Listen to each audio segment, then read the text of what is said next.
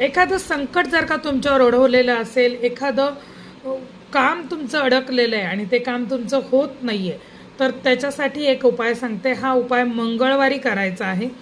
आता पावसाळा असल्यामुळे तुळस अगदी अशी बहरलेली आणि मोठ्या मोठ्या पानांची तुळशीची पानं जरा या दिवसात थोडी मोठी झालेली असतात.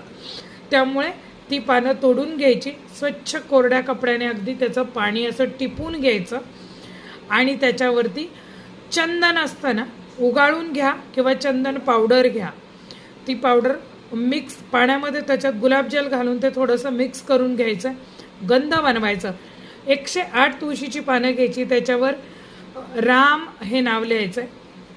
असं 108 पानांची माळ बनवायची आहे आणि ती माळ हनुमानाला घालायची आहे. असं तुम्हाला 11 मंगळवार करायचे. तुमचं